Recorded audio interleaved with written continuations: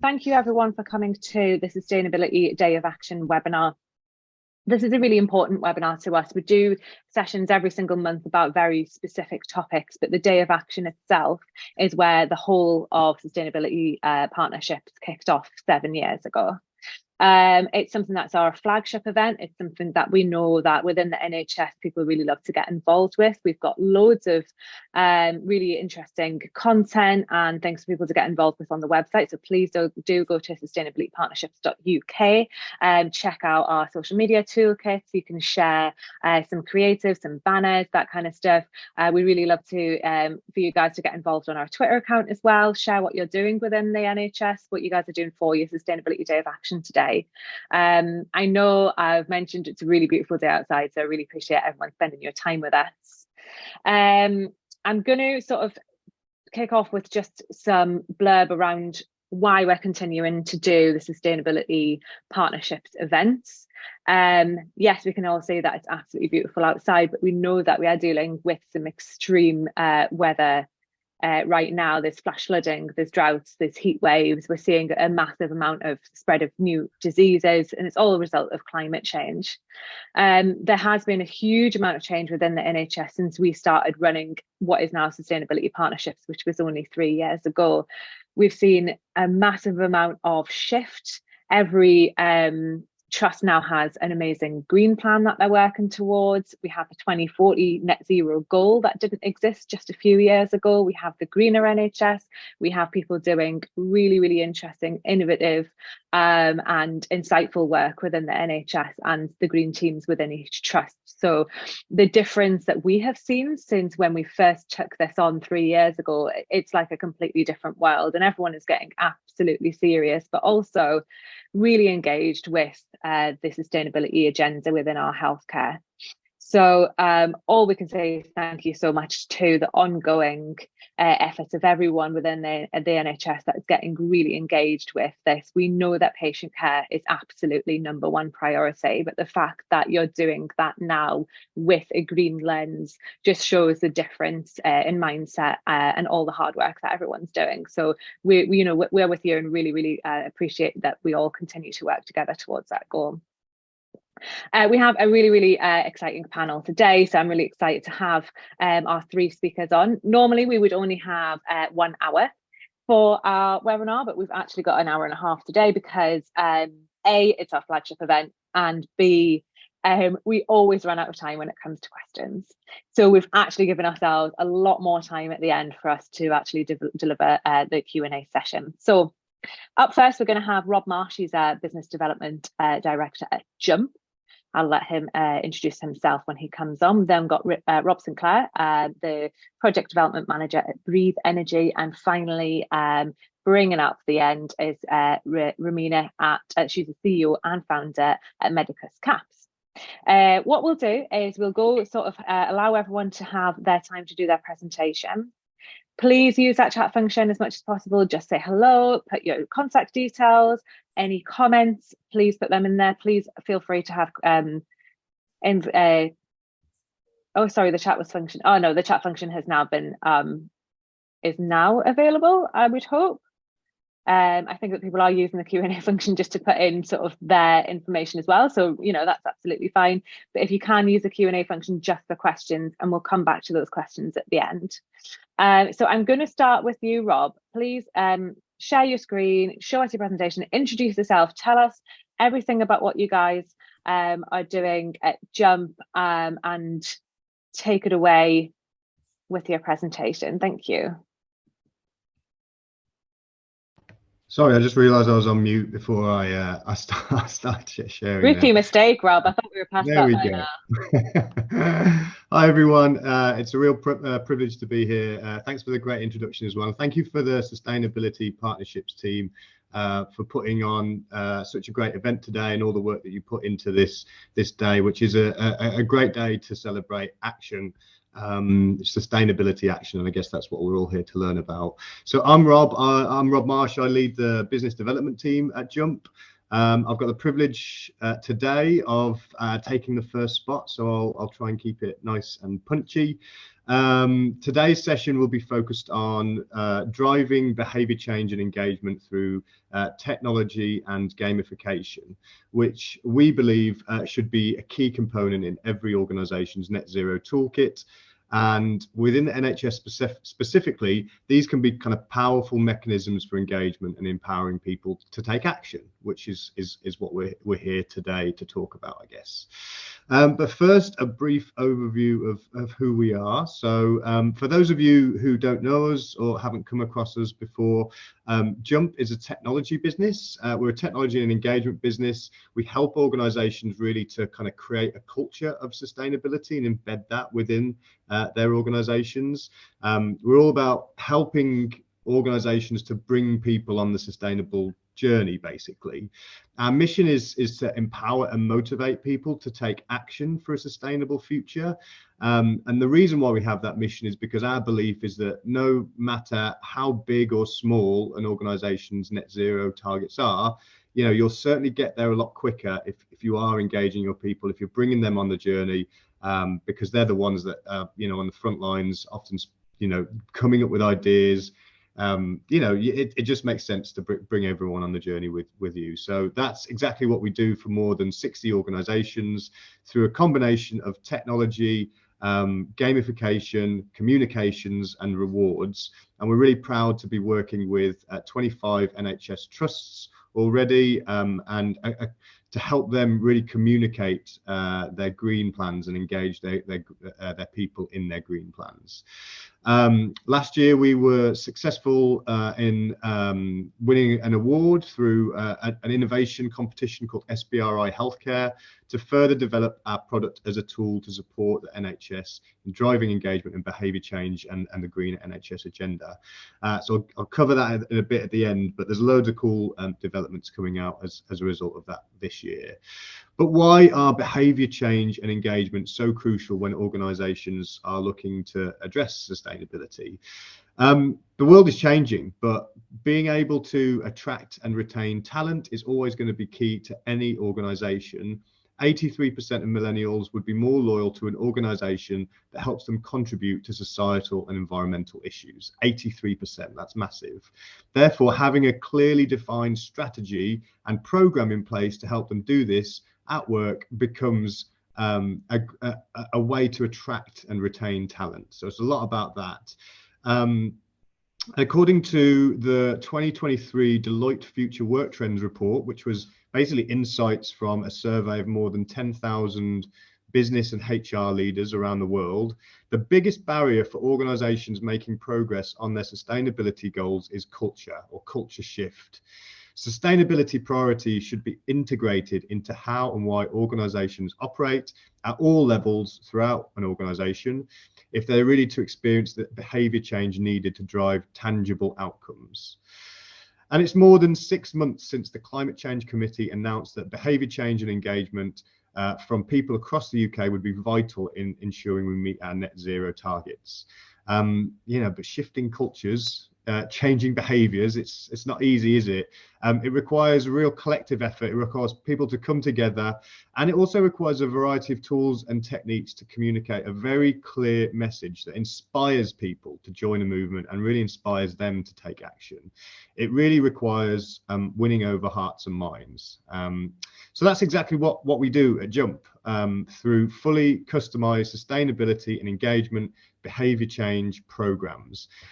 They're really the programs we build are really a reflection of our clients' sustainability strategies and designed to drive the behaviors related to them in a way that people want to take part in rather than they have to take part in. And there is a very big difference between those two things.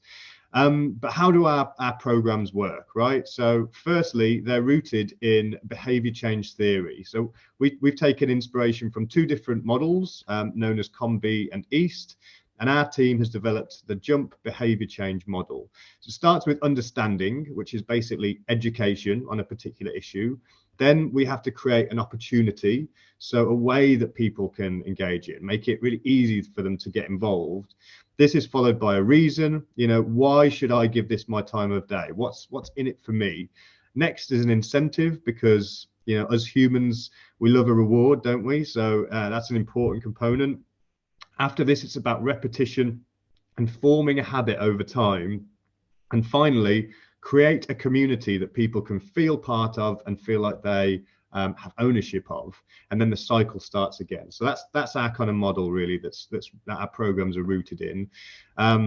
Now we've got the model, it's time to apply it practically. So that's where our service comes in. Our programs are largely delivered through a web-based platform and a unique app for every client that reflects the identity of the organization in terms of its branding and its look and feel. It looks like an internal program, basically. And then we build in a range of activities that employees can take part in, that are designed to drive the behaviors linked to an organization's sustainability strategy. As people take part in activities, they're rewarded with points. The points then place them on leaderboards that we set up to reflect an organization's structure, and it's that competition that keeps things interesting, teams competing against each other. We have a few programs which I'll get to in a second within the NHS. We've got with trusts within ICS groups sort of competing against each other. That competition is a big motivator for a lot of people, but the points also set off awards and prizes. Remember that we love a prize as humans, so that is a big part of it. And a key metric for us is usage and engagement. So we are looking at things like how many people are registering, how often are they using it, and how regularly are they using the program. How many actions are they recording? What does that regular engagement look like? And then we attribute environmental metrics to some of the activities to provide an estimation for the sustainability impact of everybody taking part collectively in the program, but also on an individual level. So what's my impact as a result of me taking part in this program? And that's a big motivator for a lot of people. In addition to the technology, so that's one part of what we do. The second part is a fully managed service. So every program at Jump has a program manager and a comms manager who are really charged with driving awareness and engagement in the program. And that's a big challenge for a lot of our clients. So that's really where a lot of our expertise comes in, helping them to raise awareness and communicate the program internally. We're proud, as I mentioned earlier, we're proud to be working with 25 NHS organisations at the moment. So you can see a few examples of some of those and some of the brands and the names of the programs that we run for our clients. And that's a big part of what we do is kind of make it look and feel, like our clients want it to look and feel like, and give it a brand, often tie it in with a sustainability internal brand, or even create one with the client. So you've got here, Manchester University NHS with green rewards. You've got Newcastle upon Tyne Hospital with shine rewards. You've got University Hospitals Bristol with greener together. Leeds Teaching Hospitals with grasp. And the bottom two are actually so ACT and EcoEarn. They are ICS level programs that we run, so in the southwest and in the Dorset area, respectively. And there you've got sort of a group of trusts within those ICSs that are sharing one program, but they're all using the same program together, almost kind of competing against each other for in a kind of a healthy way, a friendly way, but still that helps to get people involved. So measuring success in our programs is really key. One of our core values is to deliver real impact. And these are some of the key results from our 2022 impact report, which brings together data from across our user base. So a key metric for us, as I mentioned earlier, is registered users. But what we're really interested in is engagement. So how many actions are people logging through the program and logging regularly? Last year, we recorded more than 3.6 million actions from over 71,000 users, which resulted in an estimated saving of more than 5 million kilograms of CO2, more than 3.3 million miles traveled sustainably, over 702 kilograms of waste recycled, and more than 1.8 million kilowatt hours of energy saved. But alongside the impact data that we report on for clients, we also have some great case studies, examples of how our programs have achieved success and delivered impact. And this is a lovely quote from Libby, who's head of sustainability at Leeds Teaching Hospitals, who's seen how the program has helped to motivate staff to make small changes. And that's really key. I think it was mentioned at the start, we appreciate that people across the NHS are super busy. We want our programs to be, just things that people want to take part in, and showing people small things that they can do rather than this sort of taking over their lives. It's about showing them that it's even small actions that are simple adjustments can really build up to make a big difference as well.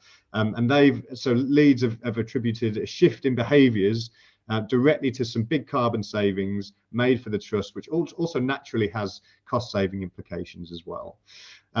Those big numbers, the big data is sort of one part, but they don't mean much to everyday people, do they? I mean, what does a kilogram of CO2 look like, right? It's a hard thing to imagine. It's very abstract. So a big part of what we do is we relay that information in a way that turns the heavy data into real tangible things that are relevant to the audience that we're serving. So here's an example of some comms that we created for the wonderful team at Newcastle Hospital for their Shine rewards program. It's taking that really big kilogram of CO2 number, is turning it into how many flights between London to Paris would that look like. And lastly, at the end, I mentioned this at the start, but at the end of 2023, Jump was awarded some funding through an innovation competition called SBRI Healthcare, which is all about bringing new technologies to the NHS. And the competition that we were in was all about net zero innovations, basically. We were one of the 18 organisations to successfully receive an award. And for us, the funding provides an opportunity to bring out some amazing new features over the course of this year, which we're developing with the support and with the help of some of our NHS clients. So it's a really big year for us, a very busy year for our product team, especially. There's loads of new things that are due to be launched, which will first of all be rolled to our NHS clients because they have kind of a healthcare focus. So some of these developments include a role selector tool, which enables users to specify what type of role they do. For example, you might be in the clinical team, and then if you might be in a clinical role, and so you're just because of the role that you do, that will have an impact on your sort of your control around the carbon levels that role has, if that makes sense. So we want people to basically see activities relevant to their roles. That's what the role selector will be all about. We're introducing a workplace and home carbon calculator tool, which users will be able to go through to understand more about their own impact. And then the program will show them activities and actions that they can be doing to bring that number down. We're bringing out a new version of our app with functionality and user experience improvements. We're bringing in a new sort of impact dashboard, which clients will be able to tap into in real time and gain more insights into the data side of things, specifically the data in relation to the United Nations Sustainable Development Goals. And finally, an activity feed, which will basically provide users with visibility around the different activities that other people, colleagues, are doing within an organization, and that really will help to create a community, and it will also help to inspire more people to get involved, because it's always you always just want to get more involved if you see your colleagues kind of getting involved as well and doing things too. So that's where the idea for that came from. So that's it from me. Hopefully that was interesting. It felt like it went by very quickly. I hope I didn't talk too fast. We're actually hosting our own webinar next Tuesday. It's an NHS focused webinar. It's at 10 a.m, 10 till 11. I know that's very short notice if you've not come across it. If you do register, though, even if you can't make it, we'll still send you a recording afterwards. We'll be hearing from Pete Waddingham of the ASHN and Fanny Burrows of NHS England, alongside Katie Rees, who's our programme director, and she'll be sharing a lot of like practical learnings and insights from our NHS program specifically. So it should be a really good session, especially for the audience that's on the call today. If you'd like to register, head to our website. I'll post it in the chat in a second. Alternatively, feel free to drop me an email. I'll pop that in the chat as well, or connect with me on LinkedIn. I'll also pop in a little kind of a meeting scheduler. So if you just want to grab sort of 15 minutes with me at some point for a bit of a chat, bit of an intro, you can use that to pick a time. But thanks for having me, and really looking forward to the rest of the day. Thanks, Rob. Really great start to the event. I really appreciate that. And it was peppy. Don't worry about it. You didn't talk too much, and you had the perfect amount of time as well. I loved the take action narrative. Very, very appropriate to the day of action. So I appreciated that. I also love the little brands that you do. That's like, I feel like as above and beyond, it's like really like, it feels like ownership of that. You know, you give them their own sort of white label. Like, this is Newcastle, this is Leeds, like this is our own thing. It's not just the same as everyone else. Yeah, it's real ownership. So winning over the hearts and minds, that's exactly you know, one of the main themes of conversation that goes through a lot of the presentations that we have, and a lot of one of the big pain points is making sure that we're driving down the on-offs of sustainability right through to the front line, and that everyone feels like there's some point of them taking part on what they're doing with sustainability. Yeah, feel free to put that link into the chat, and I would recommend anyone going to that webinar, because we have had both Pete Waddington and Fanny on events of ours in the past, and they are very, very interesting people to hear from. So I highly recommend that lineup for sure. We've got a couple of questions here for you, Rob. I'm actually going to pose them to you in the Q&A after everyone else's presentations. Love that everyone's posting things into the chat function as well. Like, really appreciate everyone just saying hello, introducing yourself. Please feel free to carry on with that and have your own conversations separately. I'm happy for everyone to do that as well. I'm going to come to you now, please, Rob Sinclair, if possible. I'm going to go on mute. Please share your screen, give us an intro to Breathe and what you're going to be going through with us today. Brilliant. So hopefully you can see that all. Yeah, that's perfect.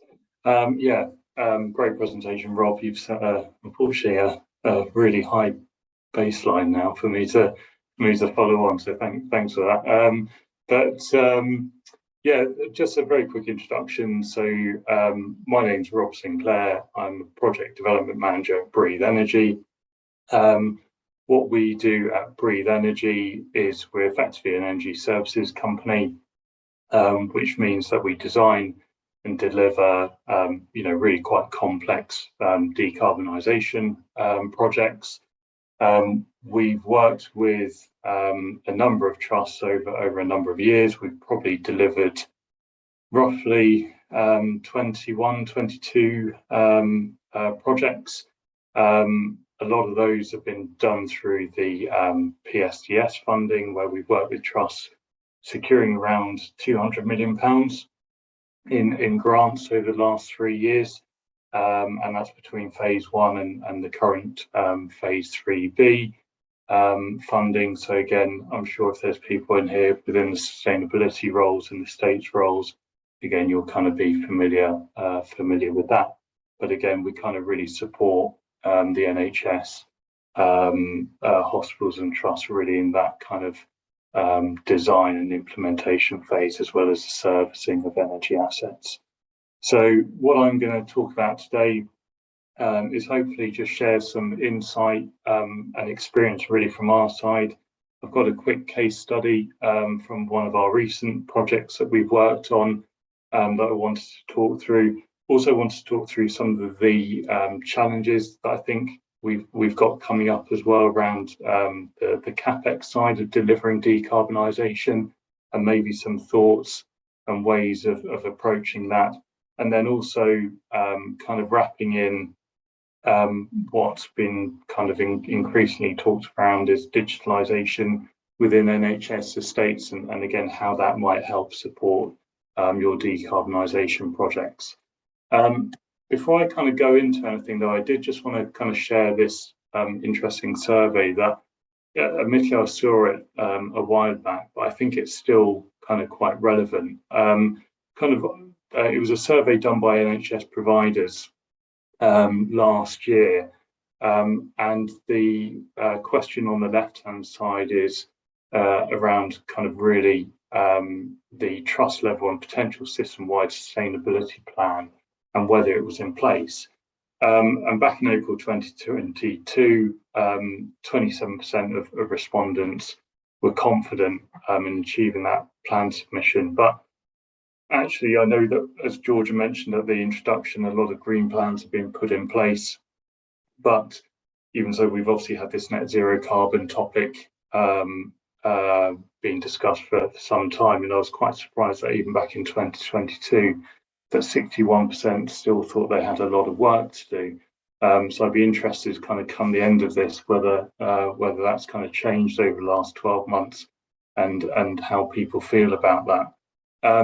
But on the other side, in terms of kind of ways to I guess, support the net zero piece and sustainability areas, was kind of the top four in there around sharing best practice and getting general support from industry experts was, I think, kind of a really interesting one, and hopefully I can again touch on some of those points during the presentation today. So just in terms of what I was going to touch on in terms of a case study today. So we've recently done a project with North Tyneside General Hospital. Just quickly about North Tyneside Hospital, that opened back in 1984. It's a reasonably large general hospital, costs about 13.5 hectares and has just over 46,000 square meters of internal space, and it services around 500,000 people in the area. And we've been working with them since around 2020, 2021 in really helping them to deliver a decarbonisation project on the site. When we started working with them, this is kind of on this chart here, this is what their energy profile and carbon output looked like. So they were generating roughly about 6,000 tons of carbon a year. If we looked at that over kind of a historical period, a future period, if they did nothing, what we'd expect with the grey columns in the bottom, that's their electricity related carbon.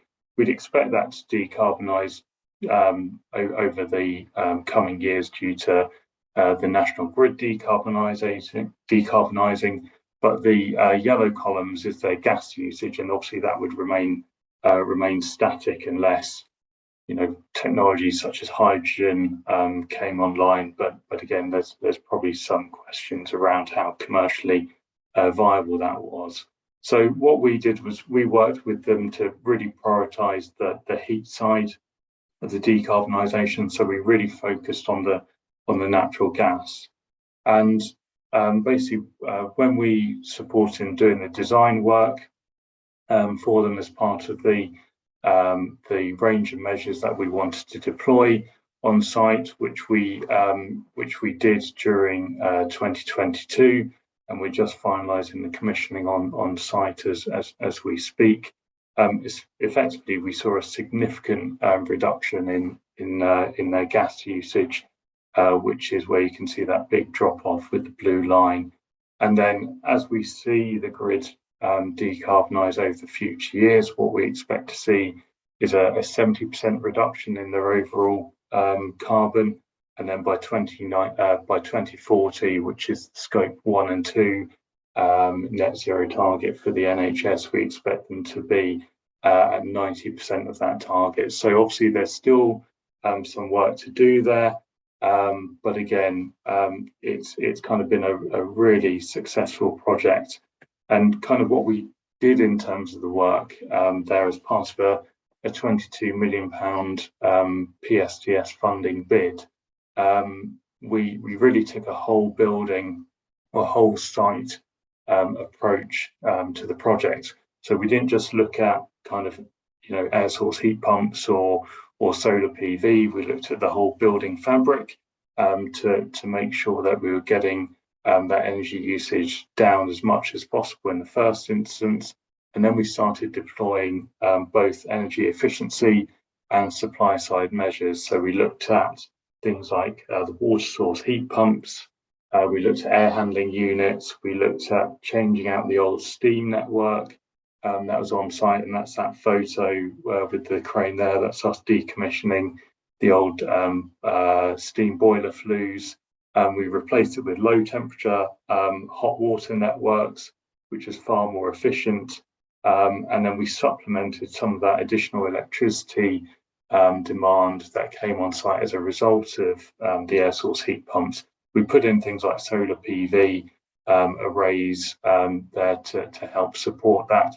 And we also looked at the infrastructure, the electrical infrastructure on the site, which, as we were taking the electricity usage higher, we did some upgrades, which not only meant that we could put in the technologies that we wanted to, but we also improved the resilience of that project.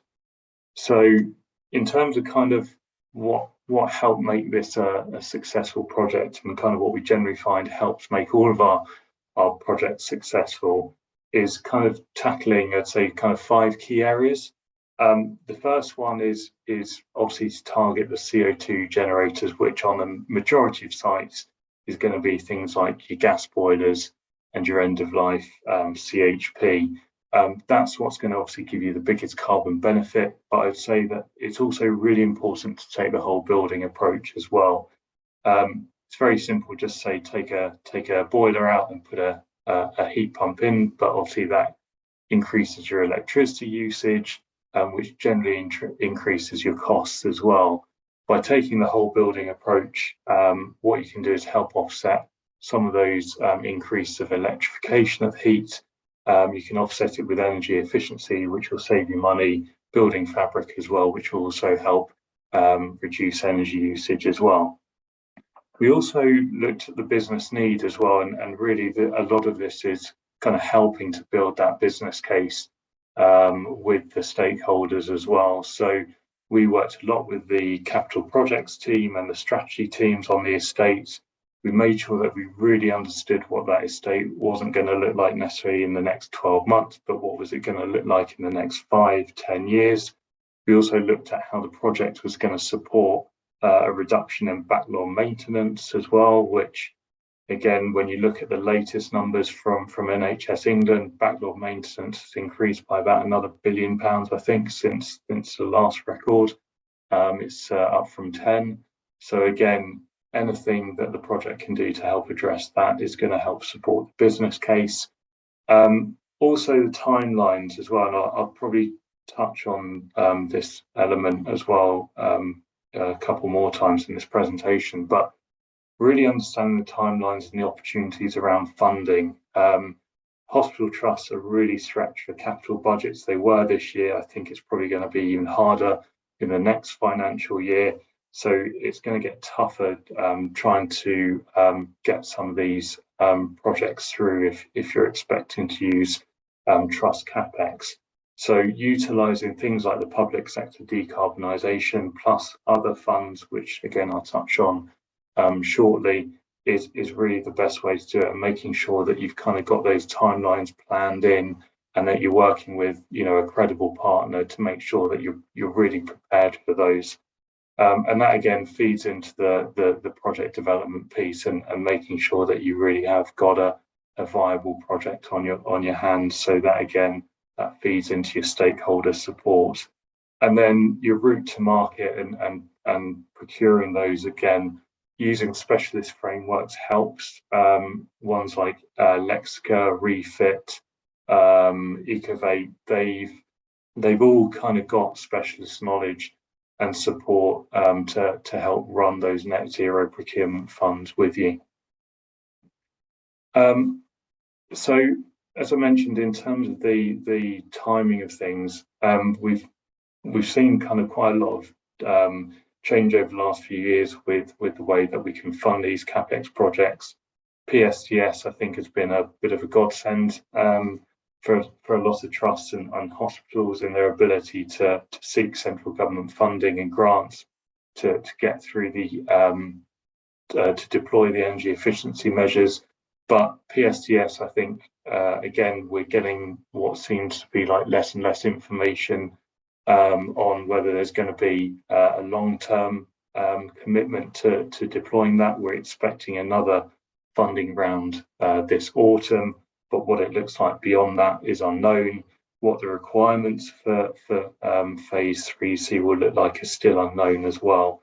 So what we're starting to do is start to develop kind of alternatives and really funding routes that plan in alternative ways of getting grants. Some of those include things like AMBER, which run local funding in London, such as MEEF, which is the Mayor's Energy Efficiency Fund. There's also things like the Green Heat Network Fund to support those CapEx projects. And again, feeding back into that point around having a kind of timely plan and being prepared to go for some of these bids is going to give you the best chance of getting that funding through and delivering those projects. What I also wanted to touch on also was the digitalisation piece, and people have probably heard this word a lot and kind of don't really know what it means. But the way that I kind of phrase it is really just getting data out of your sites and how it can be utilised to basically give you insight and make savings. I think is the easiest way.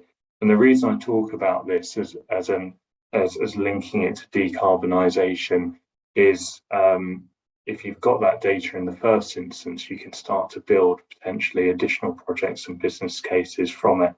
And I was on a conference the other week where I heard a director from a trust refer to data as the new crude. I'm probably about to butcher his metaphor with it, but it really kind of falls into the identify, collect, refine and deliver, and really identifying where the data is key and where it's held. There's a lot of bits of software and repositories for data across trusts and hospitals. And I think if as a first piece of work that can be done is identifying where that is and putting it together will help you define what you can achieve from it. Knowing how to collect it is also key. Many hospitals have building management systems on site, but again, are you getting all of the data within the BMS? Is there additional connections that need to be made? Do you need to do sub-metering? And what kind of tools are required to do that? Once you've kind of got that data, again, you can use software to analyze the data, compare it to your original goals, and start to share that information with stakeholders. And it probably comes back to some of the stuff Rob was talking about earlier around engagement. I think the more information you can share with people and educate people within the trust and senior stakeholders, the more likely you are to get support for your key decarbonisation projects. And that again allows you to identify targeted projects. You're not going in there with speculative data, which again, if you've got speculative data, you're probably not going to get funding approval through things like PSTS, but it can also give you insight into how your site's operating and you can reduce your OPEX. And it can also identify potential revenue streams, such as selling energy back to the market as well, using and developing new concepts on the site, such as thermal stores. It doesn't also stop there as well with things like your actual energy assets. What you can start to do as part of things like lighting projects, where you can install these Internet of Things and these smart sensors. You can start to also get insight into how your estate is utilised. So you can do things like tracking of hospital equipment. That's going to save time on nurses, porters around the site. They're not looking for stuff that goes missing. You can see people flows. You can identify how space are used. You can start to track things like patient journeys, which all starts to feed into the clinical side as well. So there's some really interesting tools and software as well that, again, we're starting to deploy as part of decarbonisation projects that, again, if you're getting this data, you can start to control the buildings better and you can start to reduce costs. If you're reducing costs, then you can feed those savings back into future projects as well. And again, as I kind of mentioned, if you can help control buildings better, you're going to be able to create a much better environment for patients and staff. If you're going to get insight on how your assets are run, you're going to get increased resiliency on those assets. You're going to get reduced downtime. Again, it all comes back to saving costs and improving operational performance. And again, hopefully identifying further energy efficiency opportunities. So in terms of key takeaways, I'm not sure how I was doing for time, but in terms of key takeaways, really 4 areas. Preparation, again, just make sure that you're engaging stakeholders, partners, and funding options early in the process. That's going to give you the best chance of success. Take a whole building approach. It's very easy to look at things like solar PV as a standalone project because it will deliver cost savings, but again, those cost savings will help also fund the longer term projects such as electrification of heat, which is more difficult to implement. Be adaptive to funding as well and concepts. Again, knowing what's coming up in terms of funding rounds and working with someone that can help deliver those for you would be a massive benefit. And again, think beyond your typical energy efficiency measures. Look at the digital opportunities, that can help support decarbonisation. So that's me done. So look forward to any questions. Thanks, Rob. If anyone does have any questions, again, for either Rob, please put that in the Q&A rather than in the chat, because I'm starting to lose the ones in the chat. So if you've already asked one in the chat, can you please then go and pose it in the Q&A just so that it's separate, because there's a lot of people coming in and just introducing themselves, which is really, really great, but I might lose some of the questions in there. Rob, it was a really super interesting talk, and we have talked a lot about things like new smart buildings. I know here in Leeds, the Teaching Trust has got a huge new project on with what they're going to be doing with the LGI, and I feel like it might be a lot easier to talk about smart buildings, etc., when we're starting from scratch.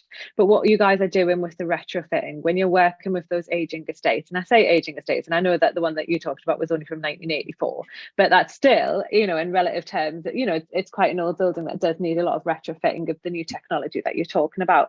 Also super interesting, it's just the holistic piece, right? It's making sure that you're looking at every single aspect. So I really appreciate that you've given us like that full top-down view, as well as just putting a lot of on-offs on the data, because you can't improve what you can't measure. So really interesting talk there. If anyone does have any questions, Rob, again, please pose that in the Q&A, and I'm going to move straight on to you, Romina. Please, if you can share your screen, give us an intro as to who you are and what you're going to be talking about today. I will do that now. Hi.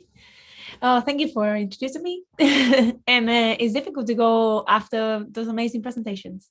Well done, guys.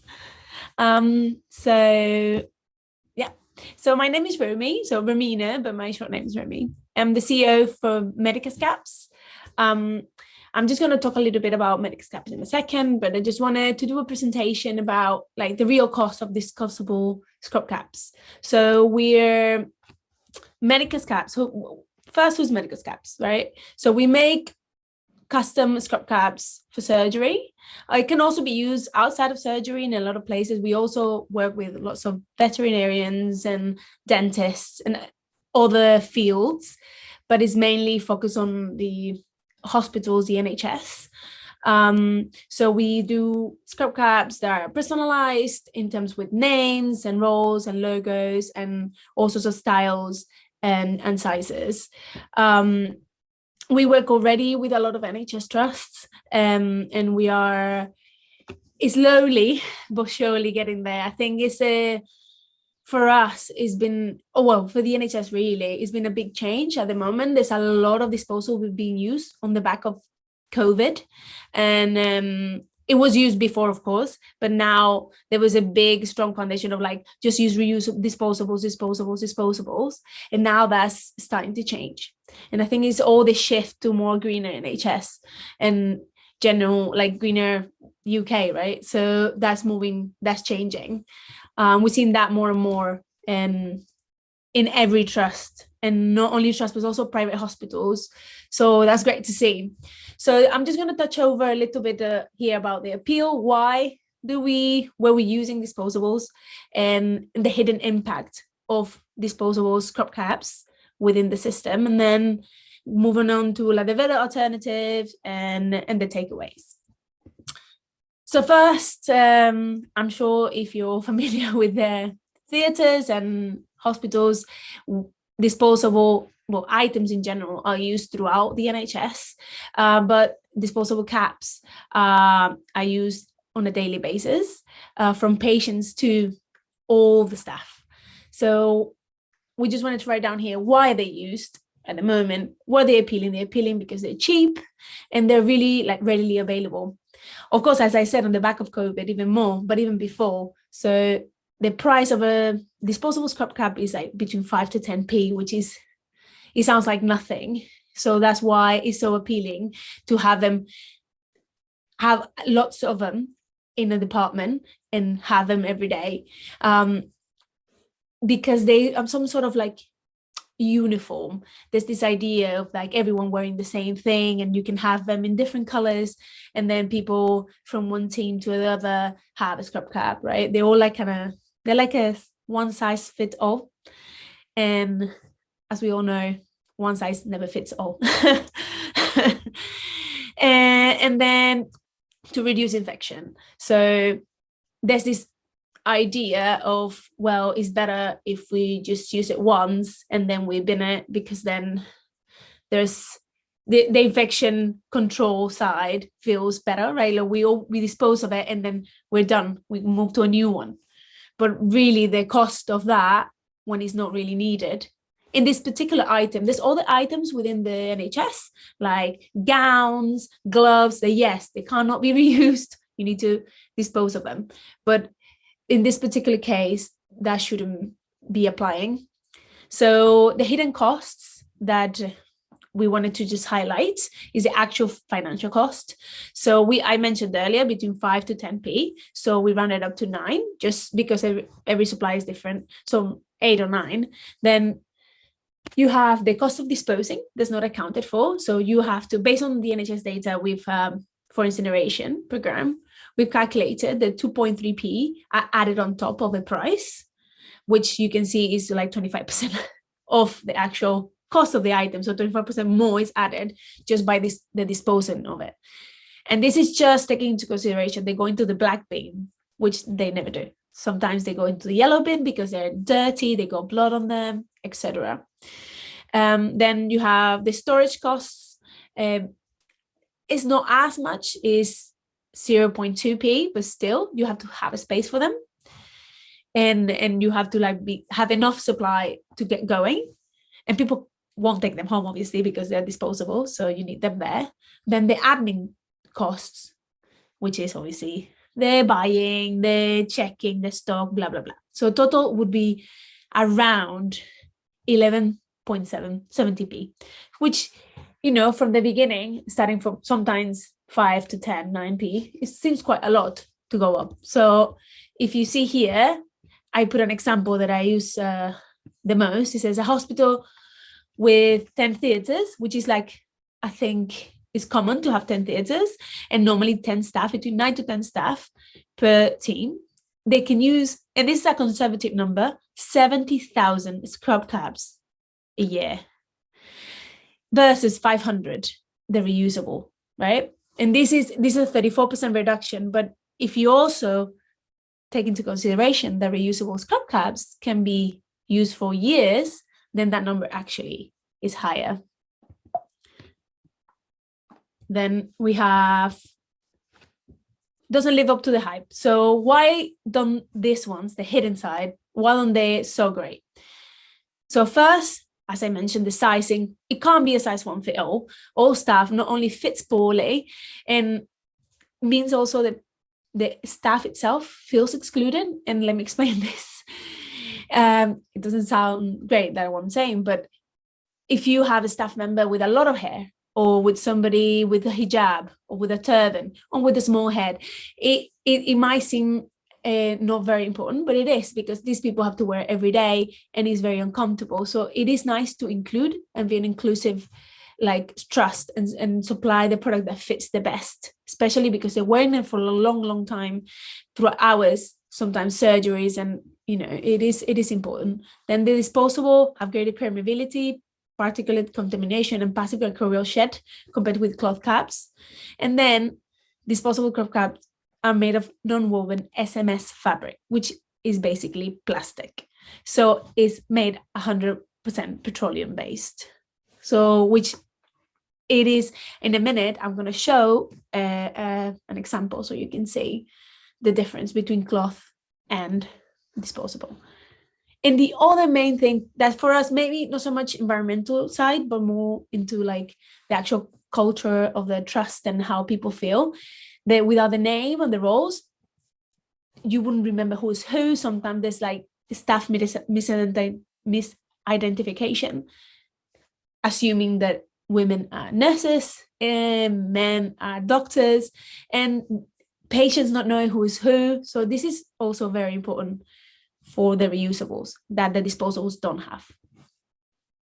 So here the example, you can see, so the carbon emissions and greenhouse gas emissions. So the same example as before, the 10 team staff per team, sorry. So the amount of plastic is 132,000 almost on those cup caps for a year.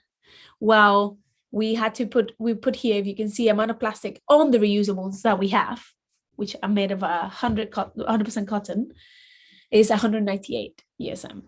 And this is accounting for embroidery threads that sometimes have a little bit of that. Then the estimated oil to make the fabric per year, for that team, will be 90 liters of oil. Well, for the reusables, it's negligible, is 0.1. Then the amount of CO2 that is per year, metric tons. So it's 422 kilos, of CO2 per year. Well, 162 per year for reusables. And that halves, all of these metric halves if the products are used for longer, which is normally the case, 2 to 3 years easily. So why, the big thing, why this haven't happened before? Why other hospitals have not used it for so long? So there's the main hurdle that we've encountered, and I'm sure every other company that sells scrub cabs has encountered, is infection control. So the concerns in terms of logistics and who's going to wash them, are they going to be washed appropriately, just ensuring that everything is clean to ensure infection prevention. Then the financial misconceptions that the initial cost of the scrub caps would be more than the actual cost of disposables, which is not true. And then obviously on the back of COVID now, made it worse because we had so much PPE available that delayed that starting.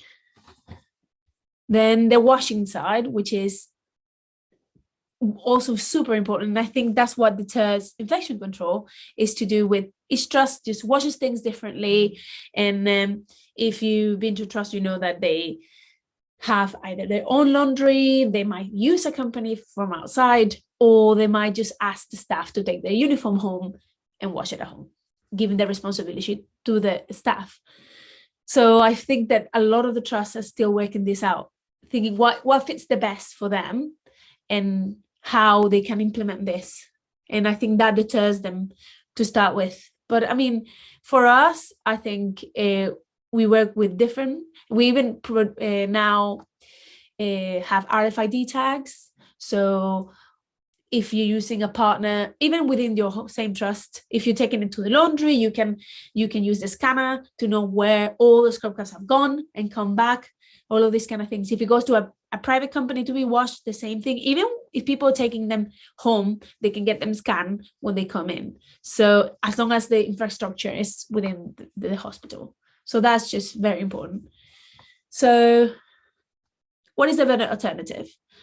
Reusable scrub caps. So I'm just going to just through a little bit why. So for us in Medicus Caps, we make everything 100% cotton. So, and we believe strongly that the best alternative, it is at the moment, the 100% cotton. So first, in terms of safety for us, is the most important part is the names on the rolls. With disposables, you can't get this, providing a name, Rumi, and then anesthetist, then helps with team communication. When the beginning of the day, everyone's talking and everyone's discussing the theatre list. They know who's who they're working with, and there's no confusions. There's new staff coming in and they're unsure, that kind of thing. Then patient identification of staff itself. I know the patients might be confused. They're coming in with anesthesia, they're a bit confused, but that helps. Even not so much the name, but knowing who they are. Everyone's looking at them and then they're waking up and then everyone's looking at them again. So that kind of thing. I know I've been both sides. I've been a nurse, scrub nurse myself, and I have been a patient. So I know how that feels. So that for us is a big focus point. Then in crisis situations is very important. Like if you're having a bleeding or there's some sort of situation where you have to get equipment, you know who's in charge and you know who they are.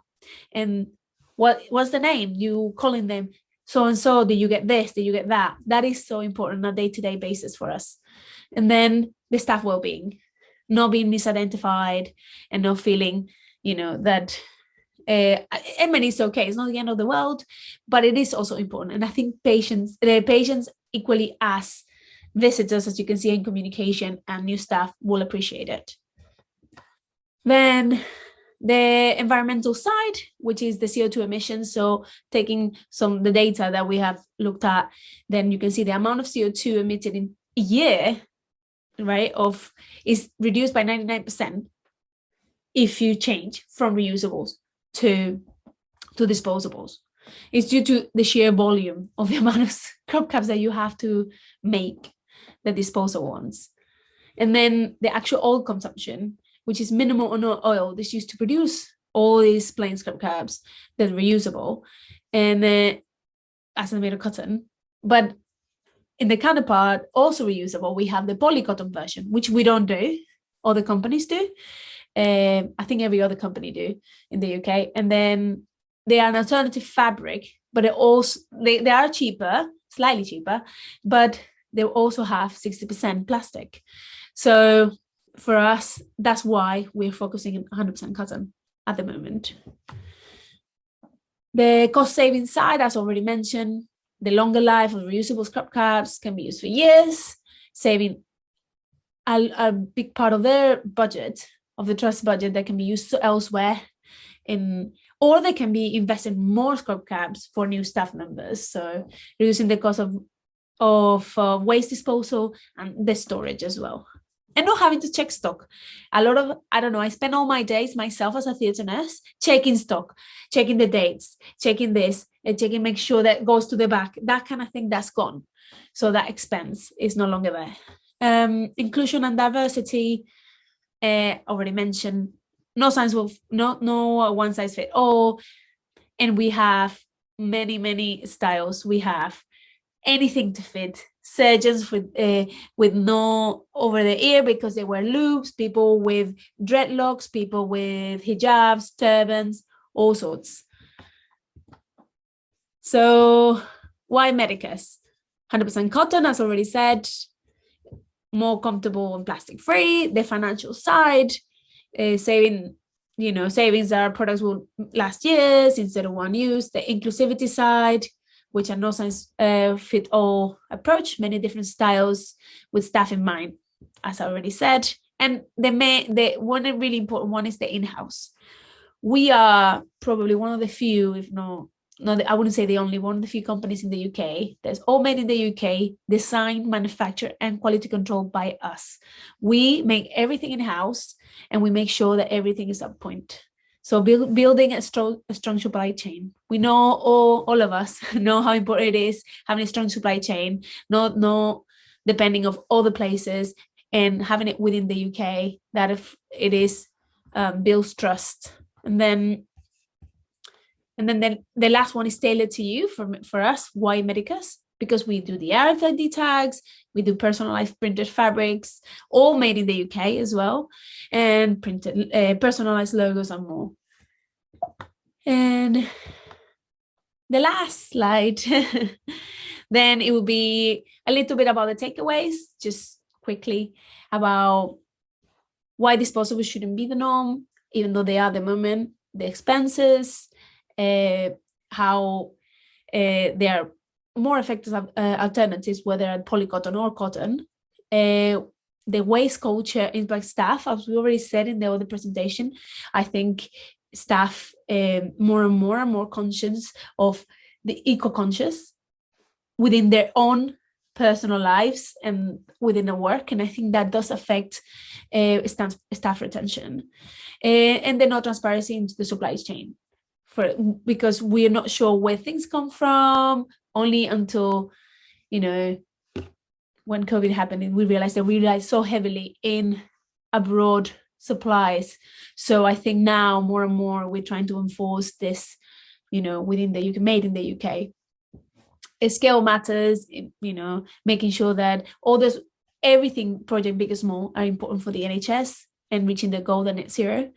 And then, just looking at the 3,000 theatres running, if we set a 95 capacity, which is the goal for the NHS, there will be 20,820,000 disposable caps per year used, which is, when you think of amounts, for us is not acceptable. I think we should be making the switch.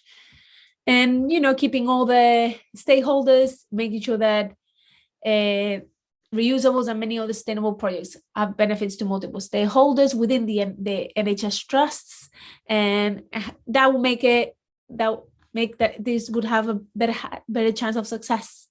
Investing in people, that has never been greater. And even if these products, people leave the trust, they can take them and they feel appreciated. They go, well, I have this. It's almost like a gift from my NHS trust, and I can move on and use it elsewhere. And that should be also considered.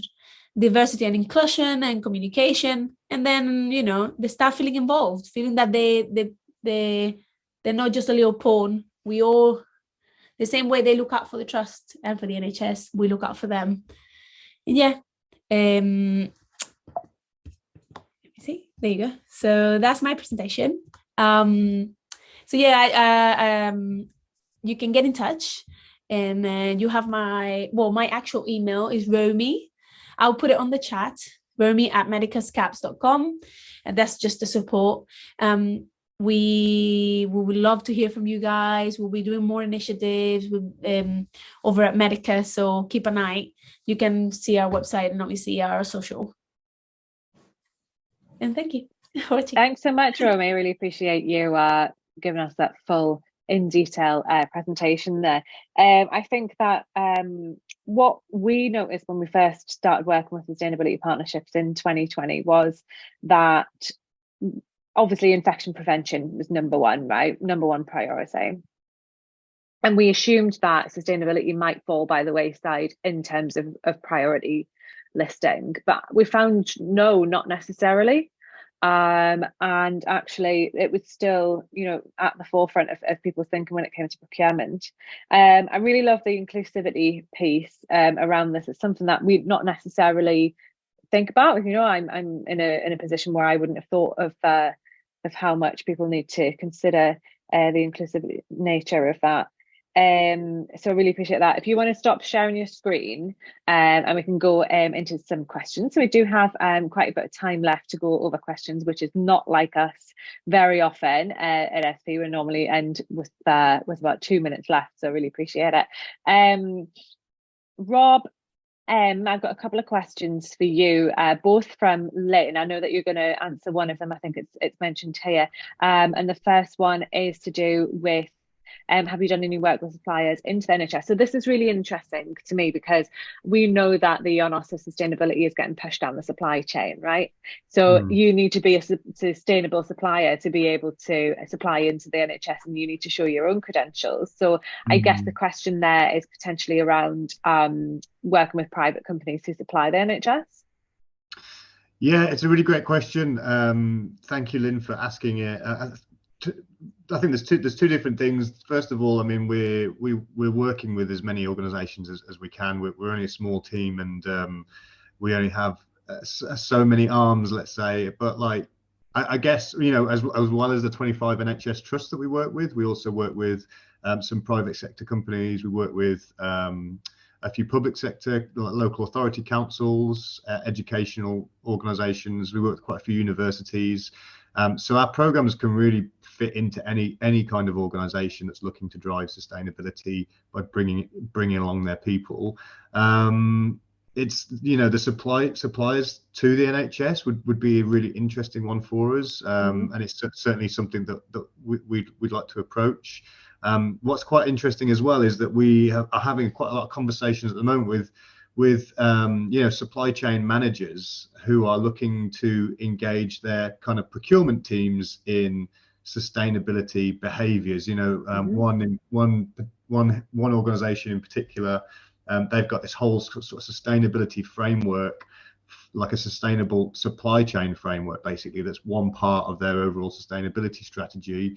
And we're building a program for them which is very focused just on their procurement staff. So it's about really embedding the behaviours that sit within this framework. So it's a really unique program for us, because usually our programs are quite broad. They're about, you know, engaging the whole workforce or a whole sort of user base. Whereas this one, it's for sort of 200 people that's part of a global supply chain team, basically. So it's going to be quite an interesting one. But absolutely, I think coming back to Lynn's question, you know, we're really keen to work with as many organisations as possible, and certainly businesses that would supply the NHS would certainly fall into that for sure. Awesome. So great question then, and really interesting answer. I guess being embedded in the psyche of the supply chain team is really, it's a really interesting place to be. It's a really important place, because it just, like as you say, ingrains that thinking from procurement from their brain. There's also another one from Lynn, just for you, real quick, just about where that stat came from, about the 83% of millennials being more loyal. Yeah, I saw that. I thought, I don't know, I clicked the button and I must have clicked the wrong thing. But that's from a study called Kone Communications did an employee engagement study amongst millennials. I think it's actually a bit dated now, so it's 2016 from the top of my head. I can dig out the source for it and share it afterwards if you like. But I mean, my thoughts on that, you know, it's probably advanced even more than that now. You know, I think the younger people coming into the workforce, you know, expecting organisations to take this really seriously, and they want to know how they can get involved, and they want to be proud of their employers, you know, for making progress, and for sort of doing it in the right way and doing it publicly, I think, is kind of what we're hearing. So whilst that study is probably a little outdated, maybe, I would suggest that maybe it's even more people now. Yeah, awesome, thank you. Romy, we have quite a few questions for you. The piece that Clive has brought up around the cost of washing being included in the sustainability calculations. Did you want to tackle that one first? Sorry, I forget I'm muted. Yes, so they are included, and I'll be happily post this at the end of the slides. When I provide the slides, I can provide the slides for anyone that want to watch them. So I will make sure at the end all the other calculations are added so people can see them, because I don't have them at hand at the moment, but I'm happily provide them. So yes, we have every calculations that we have. We have even a calculator which I can 1 second, I can provide that one. There's a calculator, I'll do it in a second once we've finished the questions, where you can click and you can see by every like a 10 theatre, 10 staff, and it tells you side by side what are the expenses in terms of water consumption, and sort of oil and everything for each style, either the poly cotton one, ours with cotton, and the one with made of plastic. Okay. Clive also asked about how you're tracking how many times they've been washed. But I think that you answered that about the it's the RFID tag stuff. Yeah.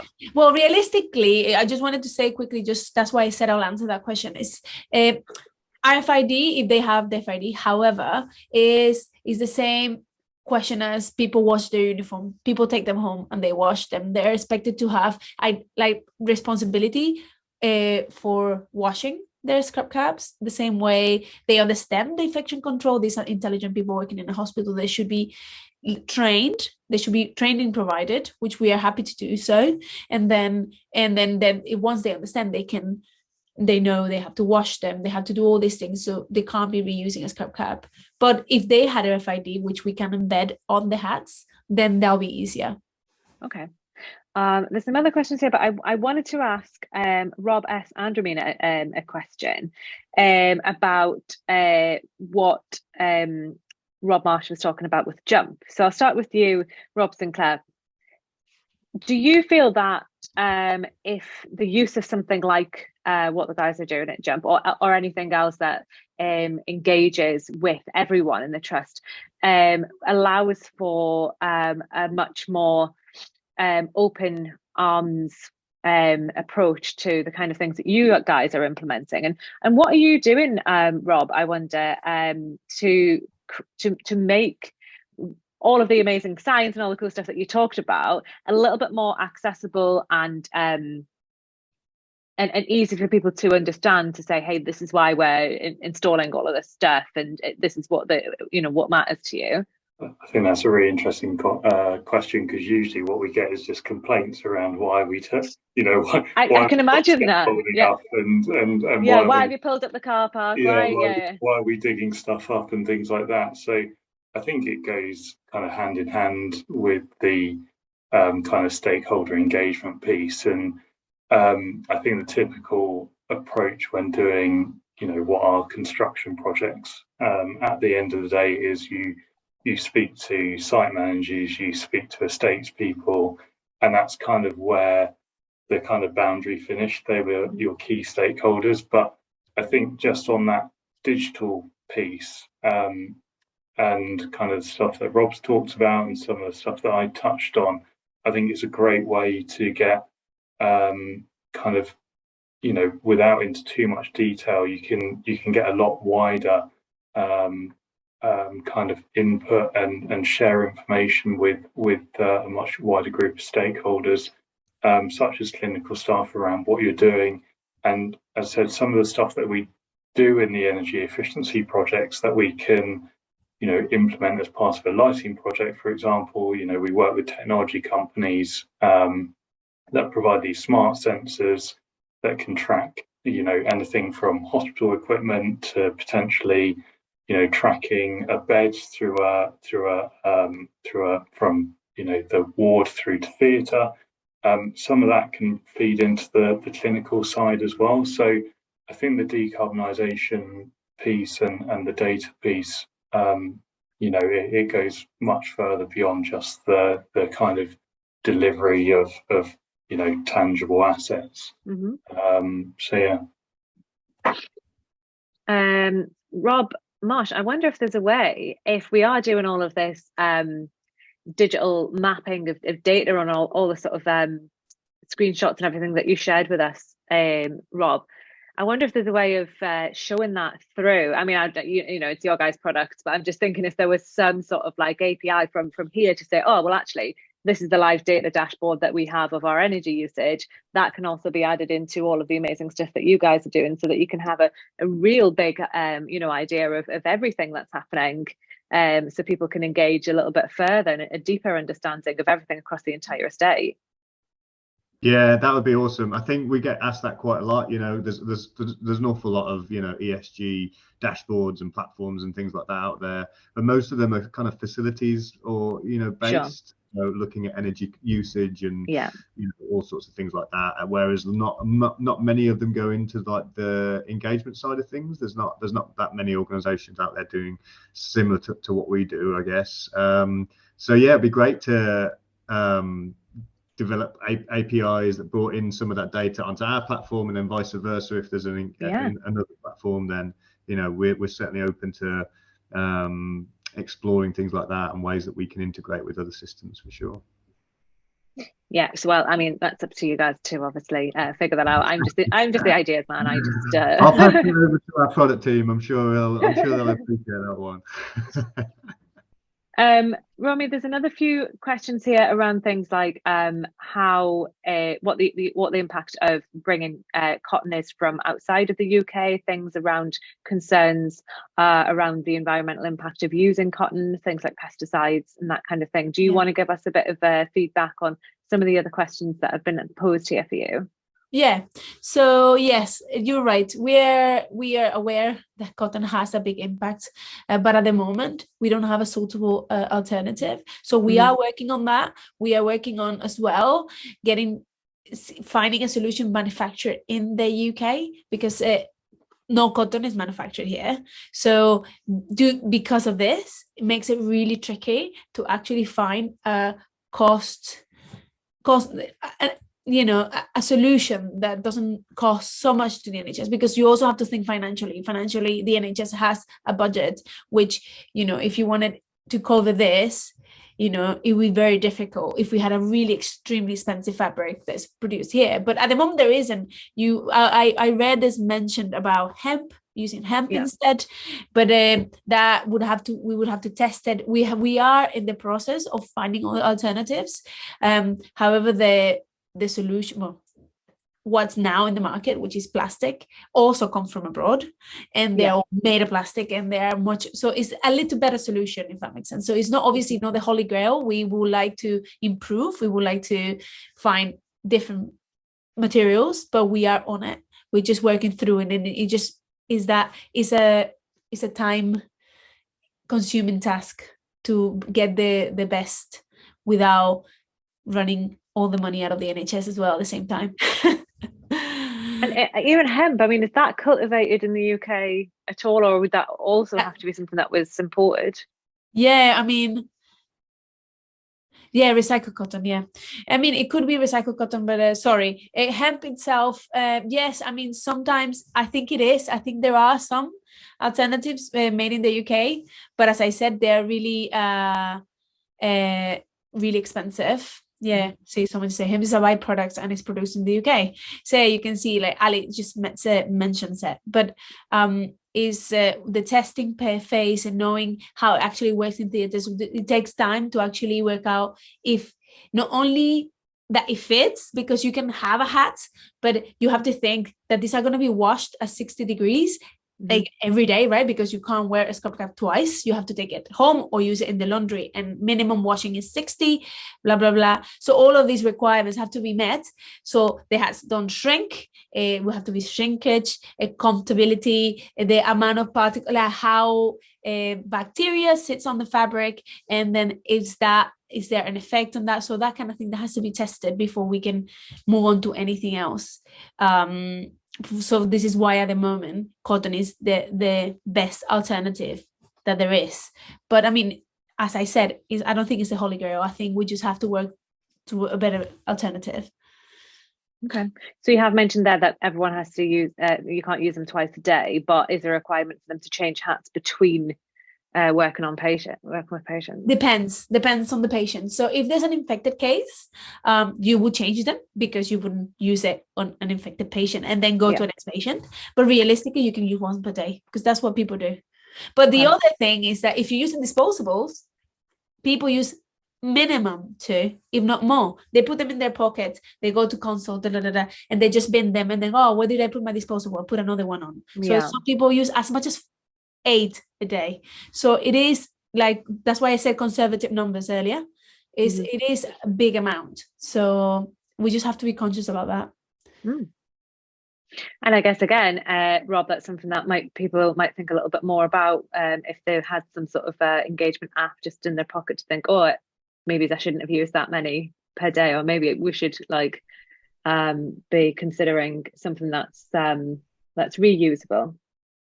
Yeah, you could earn points for the more times consecutively that you were wearing the same cap and washing it and going through the cycle. And yeah, we could definitely do that. That is a good idea. Yeah, definitely. Awesome. The idea woman. I'm just here to give you some ideas that you guys have to implement them. Did any of the panel have questions for each other? Because I know you didn't have a lot of opportunity to speak to each other before we had this presentation. And I know that you all come from very different elements. And I really love the mix of conversation that we've had, from decarbonisation, which is a massive, massive issue. And it's a huge conversation, to something that Rob, you came in to talk about how we are actually engaging with staff and making sure that these changes are implemented, through to something very, very specific with an intended solution. So I don't know if you guys wanted to ask each other in this forum if there's anything that you could work on together or find out a little bit more about. Just made a comment again around, I mean, I guess what Rob's doing is on the data side, I think is really interesting. I think again, it just brings people closer to what trusts and hospitals are trying to deploy. And I think that can really only be a good thing. And I think if people know what you're kind of working towards, then it's much easier to bring people along with you on that journey, as opposed to being told you have to do this. Mm-hmm. People generally don't respond particularly well to that, I don't think. Mm-hmm. So no, I think it's really interesting. I think and again, as Rob said, there are various ways of reporting out to stakeholders on the project side, but I think the way that Rob's doing it looks like a really nice, accessible way of sharing information as well. So that's good. Okay, great. So I have some final points for myself that we do need to push from sustainability partnerships, as usual. I do see some locals on here from teaching hospitals at Leeds or from York, and I've seen some others from surrounding areas. We are based in Leeds, and we are running a huge event as part of Yorkshire Sustainability Week, which will be from week commencing the 3rd of July. So please find out a little bit more about Sustainability Week. Sustainability Partnerships will be running the healthcare stream. So we're sponsoring the entire healthcare stream. We have some really interesting speakers who are going to be involved in that, and it will be in person, and you can come and you can spend the entire day with us if you can spend that time. Unfortunately, we won't be able to post this one live. We will do a bit of a roundup for everyone who isn't available to attend. One of my colleagues has added the link in there to the Yorkshire Sustainability Week information. So if you can make it up, we would love to have people here in person. Clive, who's just posted there, is going to be one of the guys that we've already roped into speaking at that event. So really looking forward to having him and some real specialists, particularly from the Leeds teaching hospitals and surrounding areas. Other events that we have coming up, so we do have more webinars in July, as well as that live event. We have NHS How to Build a Circular Economy, so that one's on the July 26th. Please sign up for that. That's now also open for sign-ups. And then in August, we are looking at sustainable supply chains and pushing the NHS towards a greener future. That one's also open now for anyone to sign up to get your place on that one.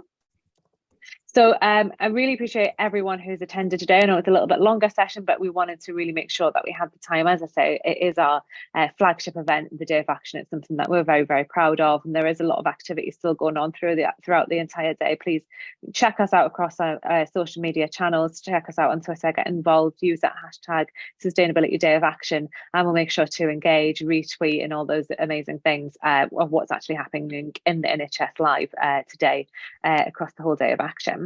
Thank you to Rob, and Jamina. I really appreciate all of your guys' time and the fact that we did have quite a a nicely rounded out webinar in terms of viewpoints and themes there. So I really appreciate your guys' time.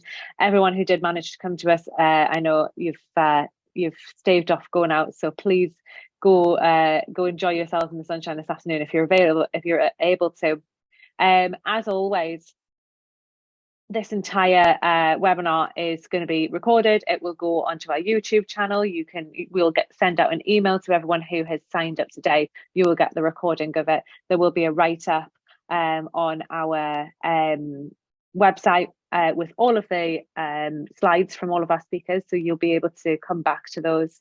And I appreciate everyone's attendance today. Ali, thank you so much for being so engaged with us today, and happy Clean Air Day to you as well. I hope that everyone is doing something to I mean, the conversation that we've had today all lead to that same conclusion. So thanks so much for everyone, and hopefully we'll either see you in person at the beginning of July or we'll see you again on our webinar at the end of July. And happy Day of Action to everyone.